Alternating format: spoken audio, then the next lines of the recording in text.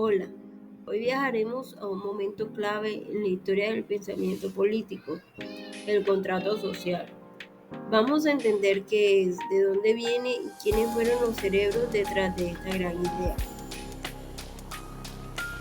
Antes de que Hobbes, Locke o Rousseau hablaran de contrato social, había una pregunta que rondaba a filósofos y reyes por igual. ¿De dónde viene el poder político y quién le da autoridad al gobierno? Los antecedentes claves fueron la filosofía griega, donde Platón y Aristóteles ya reflexionaban sobre la organización de la sociedad.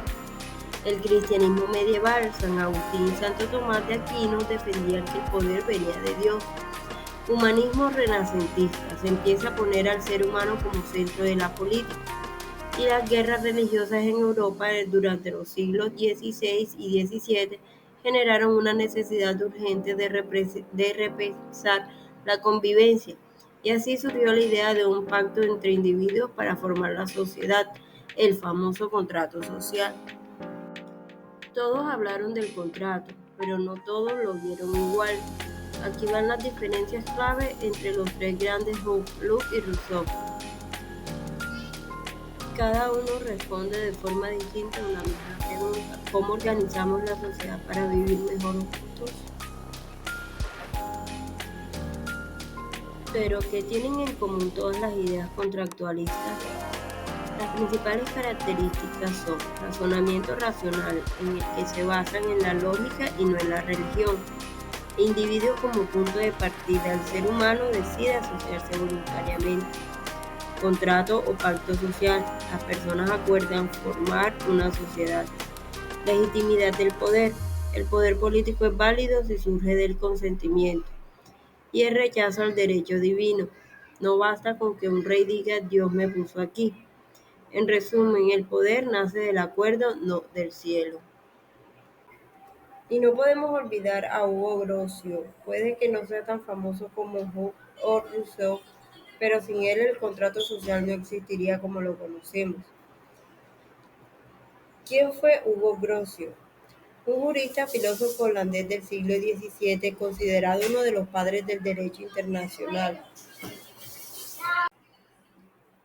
Las características claves de su pensamiento fueron el derecho natural racional, que defendía las leyes naturales que existen independientemente de la religión; la base para el derecho internacional, propuso normas para regular la guerra y las relaciones entre estados; fue precursor del contractualismo, aunque no habló directamente de un contrato social, sí argumentó que las sociedades se forman por acuerdos racionales entre personas; y la separación entre moral y religión, en el cual afirmó que el derecho natural sería válido incluso si Dios no existiera, una idea muy audaz para su época. La frase más famosa es: hay cosas que son justas por naturaleza independientemente de la voluntad divina. Y ahora que conoces las ideas de Grocio, Hobbes, Locke y Rousseau, ¿tú con quién estarías de acuerdo? ¿El ser humano es bueno o malo o solo necesita reglas claras? Una de las ideas que más me llamó la atención fue la de Hugo Grocio, cuando dijo que el derecho natural existía incluso si Dios no existiera, porque fue una idea muy revolucionaria para su época. Estamos hablando del siglo XVII. Imagínate decir eso en una Europa dominada por la religión. Eso era un escándalo total, pero al mismo tiempo es una idea muy poderosa, ya que está diciendo que hay valores universales como la justicia o el respeto, que no dependen de la religión, ni del capricho de un rey, ni del poder. Son cosas que todos podemos reconocer con la razón. Entonces, esa idea fue la base para cosas tan importantes como los derechos humanos o el derecho internacional. Así que, sin gritarlo demasiado, Grocio ayudó a cambiar el mundo. También queremos compartirles una mirada sencilla pero profunda sobre el pensamiento de 5 autores claves del contractualismo clásico. Todos ellos reflexionaron sobre cómo se forma la sociedad y por qué obedecemos a un poder político. Iniciemos con Hugo Gross. Fue un jurista y filósofo holandés del siglo XVII, considerado el padre del derecho internacional moderno. Su obra más conocida es El derecho de la guerra y de la paz. Grocio planteó que el ser humano por naturaleza tiene capacidad racional para vivir en sociedad, incluso sin un Estado. Hay normas que pueden regir la convivencia. El contrato social surge como un acuerdo voluntario para evitar conflictos y garantizar la paz. Para Hugo, lo importante es que el pacto se basa en la razón, no en la religión ni en la fuerza. También fue un filósofo inglés del siglo XVII, autor de Leviatán, una obra fundamental en la teoría política moderna. Hobbes tiene una visión más dura del ser humano, donde decía que en el Estado, por naturaleza, todos viven con miedo, porque no hay leyes ni seguridad.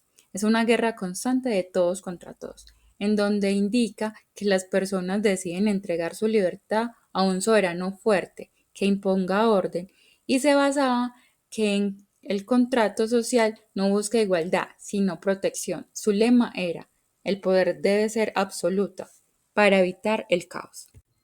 En cuanto a John Locke, fue un pensador también del siglo XVII, considerado uno de los padres del liberalismo.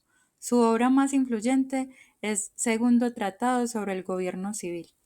Locke cree que el estado de naturaleza sí hay derechos, como en la vida, la libertad y la propiedad.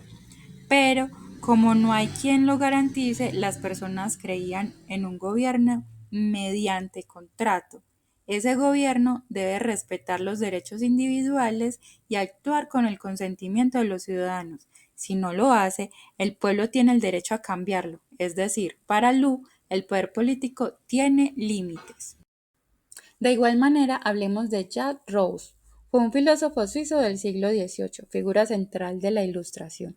Su obra más conocida es El contrato social. Rouse cree que el ser humano nace libre, pero que la sociedad lo encadena. Para él, el contrato social debe servir para recuperar esa libertad, pero no como individuos aislados, sino como parte de una comunidad. Lo que importa es la voluntad general, es decir, lo que beneficia a todos. Así, cada persona obedece a las leyes que ella misma ha contribuido a crear. Rawls busca una sociedad más justa y más participativa. Y por último, hablemos de Immanuel Kant. Fue un filósofo alemán del siglo XVIII, uno de los pensadores más influyentes de la filosofía moderna. Su obra, La paz perpetua, aborda temas políticos desde una perspectiva ética. Kant no ve el contrato social como algo que ocurrió en la historia, sino como una idea racional que justifica el poder político. El Estado debe garantizar la libertad de todos, pero bajo leyes que pueden ser aceptadas por cualquier persona racional. Para Kant, la clave está en la autonomía y en el respeto a la dignidad humana. Para él, el contrato social es una forma de pensar que la justicia está desde la razón. Como ven, cada autor tiene una forma distinta de entender el contrato social. Algunos lo ven como protección, otros como participación y otros como una idea moral. Agradecemos a todos por ver este video.